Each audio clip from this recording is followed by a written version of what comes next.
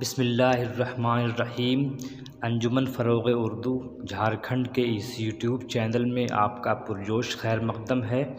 آج ہم جھارکھنڈ کی ایک اہم شخصیت صدیق مجیبی کی شخصیت اور ان کے فن پر گفتگو کریں گے۔ صدیق مجیبی کا شمار گدی قبیلے سے تھا۔ اس قبیلے کا اصل کاروبار بھینس، گائے، ریوڑ پالنا اور دودھ کا کاروبار کرنا ہے، جیسا کہ الیاس احمد گدی نے مگدھ پوری کا داستان گو میں ذکر کیا ہے۔ گدیوں کا قبیلہ پچھم کی جانب سے ہندوستان میں وارد ہوا اور سلطان غوری کے زمانے میں مشرف باسلام ہوا۔ صدیق مجیبی کے آباء و اجداد 1857 کے آس پاس بنارس کے علاقے سے ہجرت کر کے سہسرام آئے اور دیگر علاقوں میں پھیلتے چلے گئے۔ گدی قبیلے میں تعلیم و تربیت کا کوئی واضح تصور نہ تھا، لیکن جس خانوادے سے صدیق مجیبی کا تعلق ہے اس کے علم و ادب کا چرچا آج بھی ہوتا ہے۔ ان کے پردادا عبدالرحمن گدی تعلیم کو اہمیت دیتے تھے۔ اس بات کا اندازہ اس سے بھی لگایا جا سکتا ہے کہ انہوں نے صدیق مجیبی کے والد محمد مجیب احمد گدی کو انگریزی سیکھنے کے لیے کلکتہ بھیجا تھا۔ صدیق مجیبی کے دادا عظمت اللہ گدی کے چچا زاد بھائی حسینی گدی بھی بے حد ذہین تھے اور حب الوطنی کا شدید جذبہ بھی رکھتے تھے۔ اردو فکشن کی دو قد آور شخصیتیں غیاث احمد گدی اور الیاس احمد گدی انہی کے پوتے تھے۔ عظمت اللہ گدی کے دوسرے چچازاد بھائی مولانا کرم علی فرنگی محل لکھنؤ کے کسی مدرسے سے فارغ التحصیل تھے۔ محمد مجیب گدی نے کلکتہ سے میٹرک پاس کیا اور انگریزی کے ساتھ فارسی میں بھی مہارت حاصل کر لی۔ ان کی شادی حفیظن نامی خاتون سے ہوئی۔ بڑے صاحبزادے کا بچپن میں ہی انتقال ہو گیا تو ماں کو شدید صدمہ پہنچا۔ اس کے بعد ایک بیٹی بھی پیدا ہوئی، لیکن ان کی خواہش ایک لڑکے کی تھی۔ بڑی دعاؤں اور منتوں کے بعد 7 جولائی 1931 کو ڈورنڈا کے گدی محلے میں ایک لڑکا پیدا ہوا جس کا نام صدیق احمد گدی رکھا گیا۔ ان کی پیدائش کے سلسلے میں تاریخ کا اختلاف ضرور ہے۔ پلسرات کے آگے کے مقدمے میں بابر مجیبی نے 7 جولائی لکھا ہے۔ ڈاکٹر سرور ساجد نے سرمایۂ غزل میں 8 اگست لکھا ہے، جبکہ ڈاکٹر تسلیم عارف کو دیے گئے آخری انٹرویو میں مجیبی صاحب نے 8 جولائی 1931 بتایا ہے۔ پروفیسر وہاب اشرفی کی تاریخ ادب اردو میں بھی 8 جولائی 1931 ہی درج ہے۔ اس سلسلے میں بابر مجیبی کی تاریخ 7 جولائی زیادہ موزوں معلوم ہوتی ہے۔ جب مجیبی صاحب کی پیدائش ہوئی تو وہ کافی خوبصورت اور تندرست تھے۔ بچی کی ولادت کی خوشی میں گدیوں میں کافی جشن منایا گیا۔ فقیر کی پیشن گوئی کو مد نظر رکھتے ہوئے بچے کو الہ آباد کے رہنے والے حلیم صاحب، جو کراچی میں مقیم تھے اور ملٹری میں کام کرتے تھے، ان کے یہاں منتقل کر دیا گیا، جبکہ ان کی ماں 1 منٹ کے لیے بھی خود سے انہیں جدا نہیں کرتی تھی۔ پھر بھی توہمات کو مد نظر رکھتے ہوئے 1.5 سال سے 5 برس تک صدیق احمد گدی کو صابر صاحب کے یہاں رہنا پڑا، جس کی وجہ سے ان کی اردو اچھی ہو گئی۔ مطلب یہ کہ زبان کی صفائی پر خاص اثر ہوا۔ 5 برس کی عمر میں بسم اللہ کی تقریب بڑی دھوم اور شاندار طریقے سے منائی گئی۔ اس کے بعد ان کا داخلہ گھسیٹ صاحب کے مدرسے میں کرایا گیا۔ بعد ازاں سینٹ پال اسکول میں ان کا داخلہ کروایا گیا۔ وہیں سے ان کی ملاقات اردو کے استاد مولانا ارشاد حسین بیتاب سے ہوئی۔ مولانا نے ان کی تربیت میں کوئی کسر نہیں چھوڑی، کیونکہ مجیبی صاحب کے والد سے ان کے گہرے مراسم تھے۔ یہیں سے مجیبی صاحب کے اندر شعر گوئی کا شوق پیدا ہوا۔ اس کے علاوہ ڈورنڈا کے حضرت قطب الدین رسالدار رحمۃ اللہ علیہ کے مزار جو سالانہ عرس اور قوالی کی محفلیں سجتی تھیں، وہاں سے بھی مجیبی صاحب نے تک بندی کا آغاز کیا۔ اس زمانے میں بہزاد لکھنوی اور سیماب اکبر آبادی کی غزلیں، حالی کی مسدس اور اقبال کی نظم شکوہ جواب شکوہ کی بڑی دھوم تھی۔ اس ماحول نے ان کے دل و دماغ پر گہرے اثرات مرتب کیے اور ان کا ذہن قوالی گانے کی طرف راغب ہو گیا۔ اس کے بعد Ranchi College, Saint Xavier College میں زیر تعلیم رہے اور BA پاس کیا۔ BA کے زمانے میں اختر پیامی، کلام حیدری، انور عظیم، شکیل الرحمن، فصیح الدین بلخی جیسے دوستوں کی صحبت میسر آئی۔ شہر میں مشاعروں کا رواج تھا۔ اس زمانے میں توحید رانچوی، نظر رانچوی، خاک مراد آبادی جیسے نوجوان شاعر موجود تھے۔ رانچی میں مشاعروں کی قدیم روایت رہی ہے۔ پہلے رانچی کے غنی رانچوی اپنے دولت کدے پر مشاعرے منعقد کراتے تھے۔ یہ 1895 کی بات ہے۔ 1905 میں ان کی وفات کے بعد توحید رانچوی، اظہر رانچوی اور نظر رانچوی وغیرہ نے یہ روایت برقرار رکھی۔ اس کے بعد مجیبی صاحب نے اس کا بیڑا اٹھایا۔ یہ روایت بزم ادب کے نام سے چلی آ رہی تھی۔ مجیبی صاحب نے شاعری کی ابتدا 1951 کے آس پاس کی۔ اس دوران 1955 میں ایک امریکن کمپنی ٹسکو جمشید پور میں چیف انویسٹیگیٹر کے عہدے پر فائز ہوئے۔ 1961 میں کمپنی سے استعفیٰ دے کر واپس رانچی آ گئے اور یہاں آ کر سوشیولوجی یعنی سماجیات میں MA کیا اور بریلی چلے گئے۔ وہاں سینتھیٹک ربر پلانٹ میں سیفٹی سیکیورٹی آفیسر کے طور پر ملازمت اختیار کر لی۔ بعد ازاں 1965 میں بریلی سے ممبئی چلے گئے۔ بریلی میں ان کا قیام تقریباً 4 برسوں تک رہا۔ ممبئی میں پہلے ایک 5 اسٹار کمپنی میں اور بعد میں ایٹمک پاور اسٹیشن تارا پور میں چیف سیکیورٹی آفیسر رہے، لیکن یہ کمپنی بیرون ملک منتقل ہو گئے تو صدیق مجیبی بیرون ملک جانا نہیں چاہتے تھے، لہٰذا وہ رانچی لوٹ آئے۔ مجیبی صاحب کا ممبئی اور اس کے اطراف میں قیام 9.5 برس تک رہا۔ 1970 میں جب وہ رانچی واپس آئے تو یہاں کافی کچھ بدل چکا تھا۔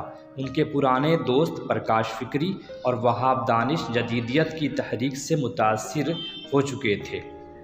ڈاکٹر تسلیم عارف کو دیے گئے انٹرویو میں وہ اس حوالے سے بتاتے ہیں کہ وہاب دانش کی غزلوں میں جو ابہام تھا، شب خون اس کی پذیرائی کر رہا تھا۔ پرکاش فکری کو ان کے نام کی وجہ سے شائع کیا جا رہا تھا۔ پرکاش فکری سے میری چشمک زیادہ رہی، حالانکہ میری ان سے دوستی بھی کافی اچھی تھی۔ میں نے ان کی شاعری پر ایک مضمون لکھ دیا تھا جو انہیں پسند نہیں آیا اور یہی ان سے چشمک کا سبب بن گیا۔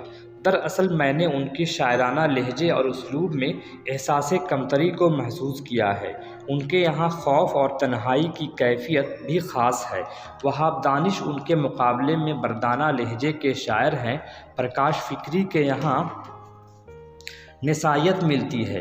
پرکاش فکری نے ایسے چند اشعار ضرور کہے ہیں جو اس کے شعری سرمایے میں اضافے کی حیثیت رکھتے ہیں، لیکن عمومی طور پر ان کے یہاں احساس کمتری بھی خوف بن کر اور کبھی کبھی آسیب بن کر دھمکتے ہیں۔ رانچی واپس آ کر مجیبی صاحب بھی جدیدیت سے منسلک ہو گئے اور ہم نوالہ ہم پیالہ دوستوں کی راہ پر چل نکلے۔ یہاں آ کر انہوں نے اردو میں MA کرنے کا منصوبہ بنایا اور امتحانات کے دنوں میں ہی ان کی اہلیہ کا انتقال ہو گیا۔ وہ امتحان دینا نہیں چاہتے تھے، لیکن دوستوں کے مشورے سے بادل ناخواستہ امتحان میں شریک ہوئے اور یونیورسٹی ٹاپ کیا۔ یہ حادثہ ان کی زندگی کا ٹرننگ پوائنٹ تھا۔ انہوں نے اس اکیلے پن کو شاعری کے حوالے کر دیا۔ یہی وجہ ہے کہ پروفیسر احمد سجاد نے اپنے مضمون میں ان تینوں کو دلی کے میر، سودا اور درد کی طرح جھارکھنڈ کے 3 ستون قرار دیا۔ صدیق مجیبی ممبئی میں ہی رندی سے روشناس ہو چکے تھے اور یہاں رانچی میں وہاب دانش اور پرکاش فکری کی رندی بھی شہر و اکناف میں مشہور تھی، یعنی اب یہ دوست ہم پیالہ ہو چکے تھے۔ رانچی ریلوے اسٹیشن روڈ میں ایک خاص ہوٹل تھا جہاں یہ تینوں شام کو لازماً ملا کرتے تھے۔ بسا اوقات ان کی اپنی اپنی بیاضیں بھی ساتھ ہوتی۔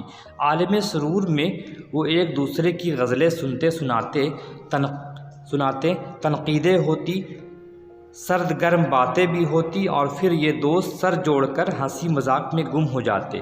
اظفر جمیل جو صدیق مجیبی کے شاگرد ہیں، ایک واقعہ بتاتے ہیں کہ مجیبی صاحب نے ایک دفعہ کچھ نئے طور کی اور نئے انداز کی غزلیں سنائیں، ان کی بیاض ان کے ہاتھ میں تھی۔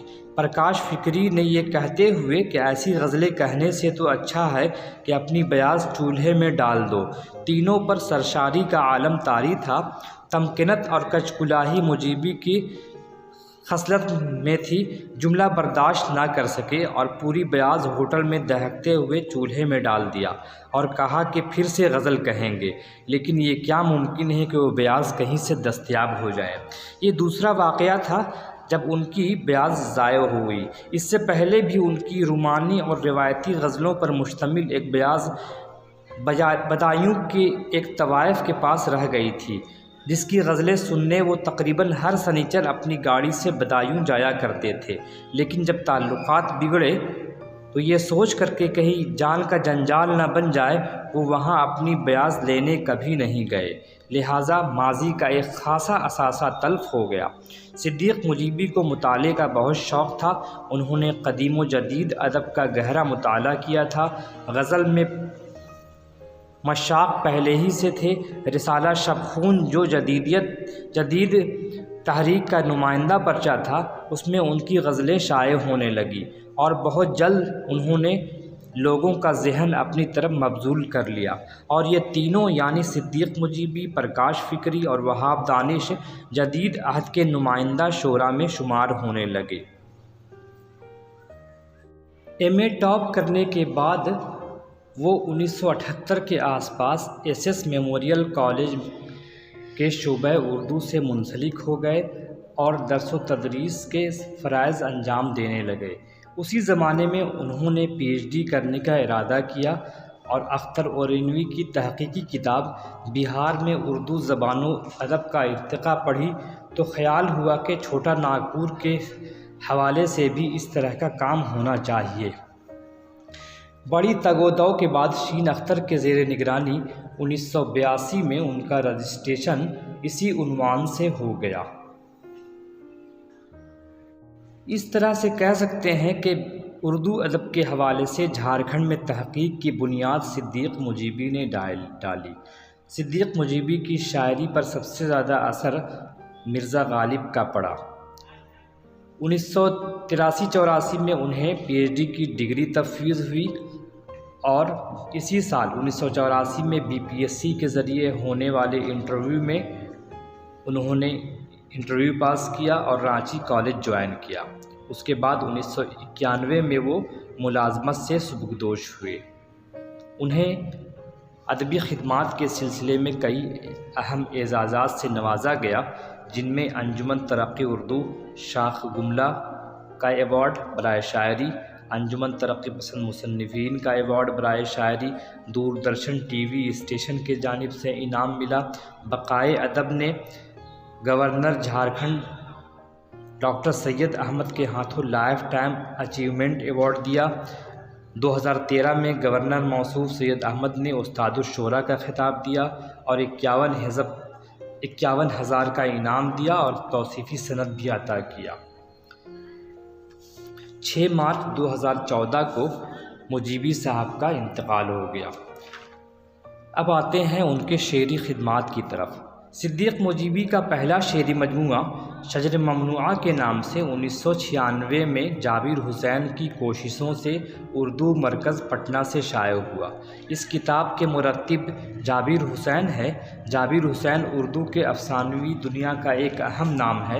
کتھا ڈائری کے حوالے سے انہیں یاد کیا جاتا ہے۔ شجر ممنوعہ سے مراد وہ پودا یا درخت ہے جسے اللہ نے آدم علیہ السلام کو قریب جانے سے اور اس کا پھل کھانے سے منع کیا تھا۔ اس مجموعے کا انتساب پروقار لہجے کا شاعر اختر پیاری کی نظر ہے اور یہ شعر درج ہے: میں کس یقین سے مجیبی پکارتا اس کو، نہ کوئی وصف نہ کو ہے نہ نیک خو میرے ساتھ۔ اس مجموعے میں 100 غزلیں شامل ہیں۔ مرتب جابر حسین نے اپنی بات کے عنوان سے مجیبی صاحب کی شاعری پر چند باتوں کی طرف واضح اشارے کیے ہیں۔ وہ کہتے ہیں کہ 20ویں صدی کی چھٹی اور 7ویں دہائی کے دوران ادبی افق پر ابھرنے والے شعراء میں صدیق مجیبی کا نام نمایاں اہمیت کا حامل ہے۔ مجیبی چھوٹا ناگپور کے قبائلی علاقے میں پیدا ہوئے، وہیں پروان چڑھے۔ قبائلی علاقوں کی سیاسی، سماجی اور ثقافتی تحریکوں، خصوصی طور پر ان کی باغیانہ کاوشوں اور احتجاجی رجحانات سے بھی صدیق مجیبی کے ادبی شعور کی تعمیر ہوئی ہے۔ صدیق مجیبی کی شاعری کا ایک نمایاں وصف ان کا راست اظہار ہے۔ وہ چھپا کر اپنی محسوسات بیان کرنے کے قائل نہیں ہیں۔ اس راست انداز اور شعوری معصومیت نے اکثر ان کی شاعری کو ایک روحانی تقدس سے ہم آہنگ کر دیا ہے۔